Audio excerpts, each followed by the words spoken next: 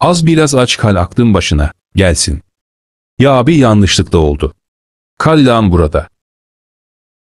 Ne yapacağım ben? En iyisi biraz bekleyeyim. Aha geldi. Aç mısın lan? Evet. Al şununla poğaça simit al. Kantinden kendine. Sağ ol abi.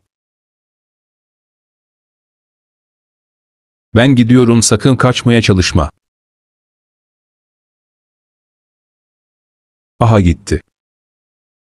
Aha aklıma bir plan geldi. Bu sayede kaçabilirim.